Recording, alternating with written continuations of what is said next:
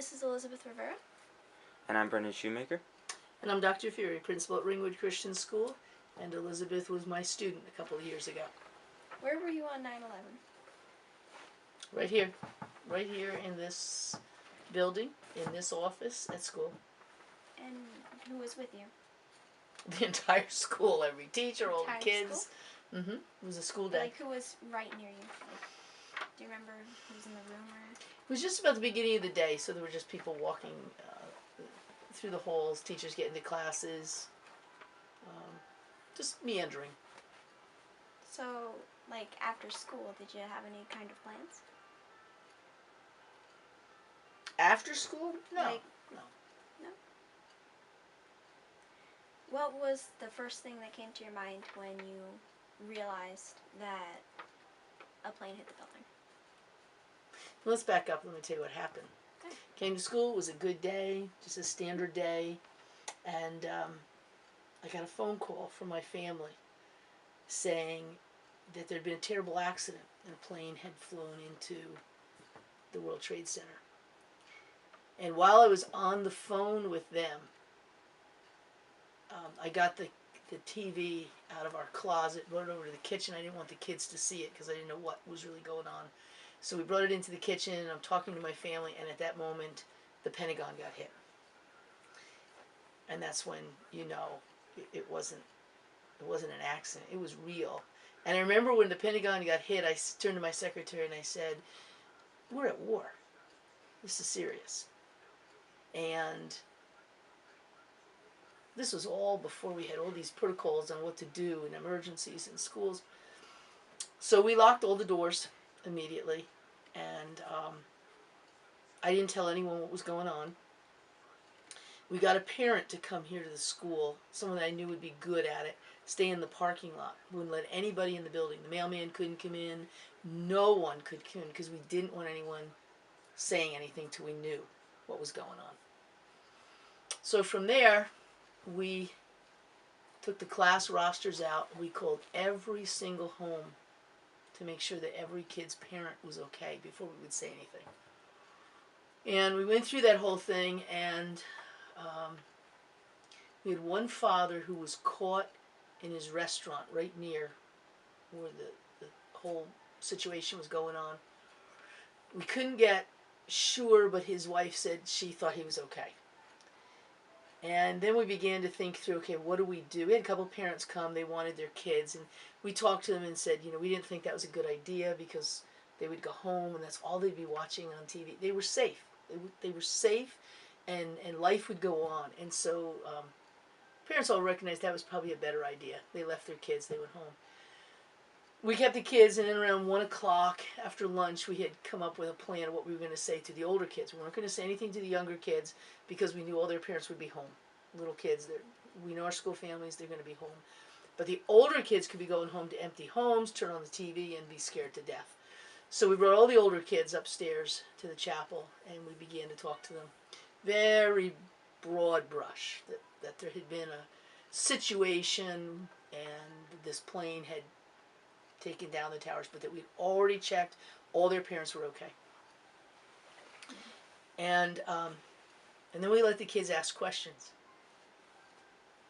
And the incredible thing was they all believed it was an accident. Not one kid could grab hold that this was an attack. And we didn't want to make a big deal. We didn't want to push it, but we kept saying, well, it doesn't appear to be an accident. Looks like this was intentional. And but they kept holding it was an accident. Well, from there we dismissed. At the end of the day, they all went home. Later we found out that one of our graduates was killed in 9/11. And one of our school staff member's husband was killed. The graduate worked for a major company, was on the top floor of the tower. And the faculty member's husband was a first responder. So we had one on both sides. So that made a huge, huge impact. We didn't call off school the next day. Kids came into school, and we just basically held back and said, let's let them talk. And so we just opened our day. Normally, you know how normally the day would begin with devotions and everything. We just kind of let it go and let the kids talk, and we just kind of responded to them. And that sensitivity went on for a couple days, and since then we commemorate 9/11 every year. We've got the memorial tree down at the other building. We go out and we faithfully do that every 9/11. I remember that. What would be one word that you would use to describe the whole entire thing?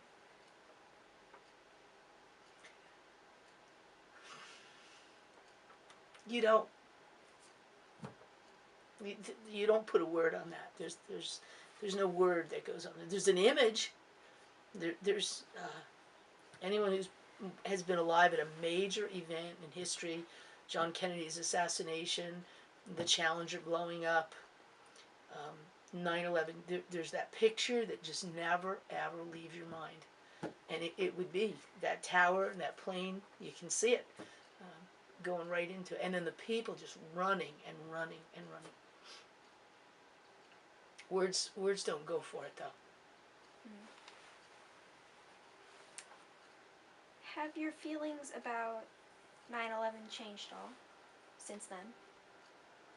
No, not at all.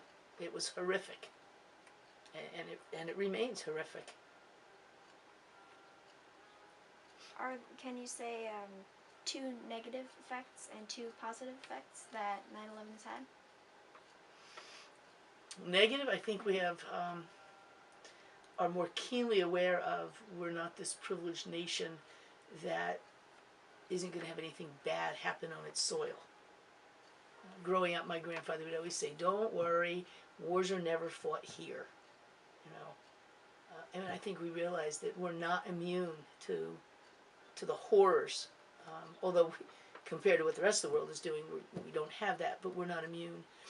And then I think the other thing was we became so aware of danger, so aware of potential hazards.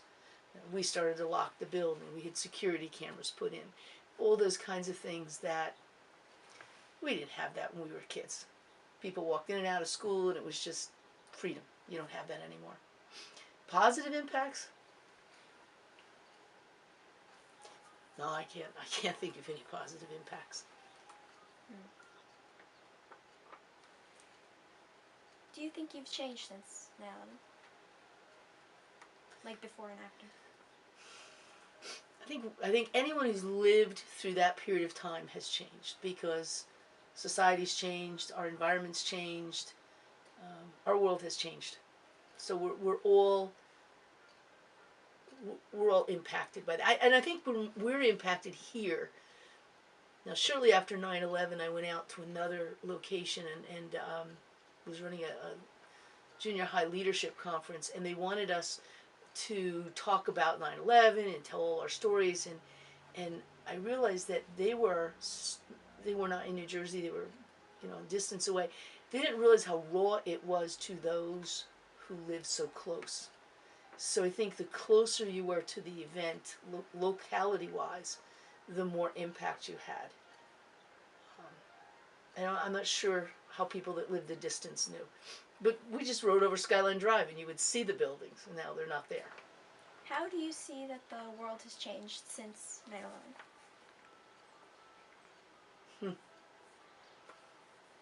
Since or because of? Since. Or because of. How has it changed? It is a world, we are keenly aware of dangers.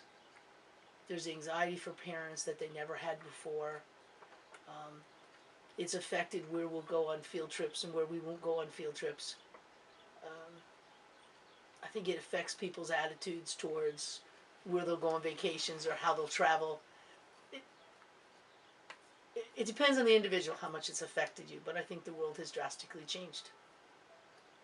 There was something introduced at that moment that we had not experienced up to that point. and by God's grace, we won't experience again. Is there anything else you want to share about your experience? No, it's just one of those defining moments that shaped our lives. And I think it affected the way schools address situations. I think it affected the way we handle situations now. Very different than we did before. It's a new chapter.